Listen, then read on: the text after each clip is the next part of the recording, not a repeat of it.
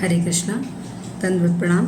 आज हम भगवत गीता के अध्याय नंबर 1 से श्लोक नंबर 27 लेंगे।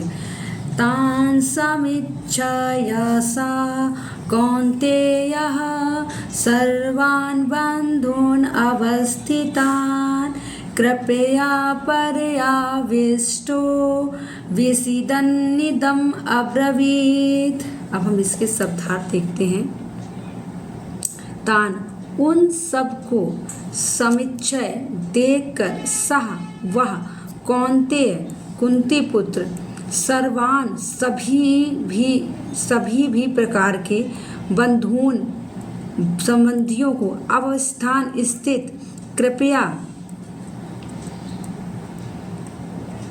दयावश पराया अत्यधिक अवस्थितः अभिभूत विषादन शोक करता हुआ इदम इस प्रकार अब्रवीत बोला। अन्वय देखते हैं। सा कौन्ते वह कुंती नंदन अवस्थित तान सर्वन उन सभी बंधुओं के समिच्छय दर्शन कर परया कृपया अवस्थितः अतिशय करुणा युक्त होकर विषादान दुख करते हुए इदम यह अब्रवीत कहा। इसका अर्थ देखते हैं। जब कुंती पुत्र अर्जुन ने मित्रों तथा संबंधियों की इन विभिन्न श्रेणियों को देखा तो वह करुणा से अभिभूत हो गया और इस प्रकार बोला। इसका अर्थ देखते हैं, समझते हैं क्या है।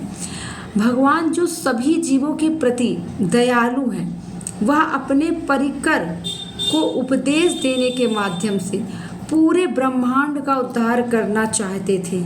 इस कारण से उन्होंने अर्जुन को मुंह में डाल दिया, जिससे अर्जुन को लगा कि उनका युद्ध करने का कर्तव्य धर्म के विपरीत है। श्रुतियों का यह वाक्य है, मां हिंसयस्त सर्वभूतानि, अर्थात किसी भी जीव के प्रति हिंसा नहीं करनी चाहिए। इस सिद्धांत के विकृत रूप के अनुसार वह ऐसा सोच रहे थे। अर्जुन को यहाँ कौन्ते कहकर संबोधित किया गया है, अर्थात वह भगवान कृष्ण के पिता के बहन के बेटे थे। इससे अर्जुन के क्षत्रिय वंश का बोध होता है और क्षत्रिय धर्म के संबंध में उनका शोक और मोह ध्वनित होता है। परया कृपया अर्थात उनका अति कृपयामय स्वभाव था। इसी कारण से वह विषीदन अर्थात दुखी हो गए, क्योंकि कृपया शब्द तृतीय विभक्ति में है।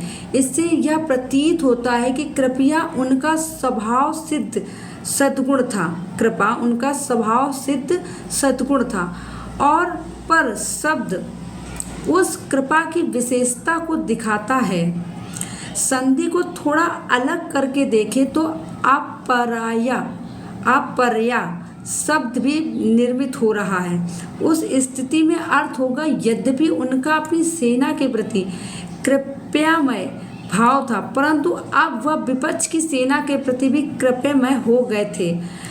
अपरया कृपा विषीदन अर्थात अर्जुन अनुताप के संग बोल रहे थे। यह कहने से यह ध्वनित हो रहा था कि बोलते समय वे विषाद के अन्य चिन्ह प्रकट कर रहे थे, जैसे आश्रित, कंपन, संकटन इत्यादि। Thank you. हरे कृष्णा, दंडवत प्रणाम।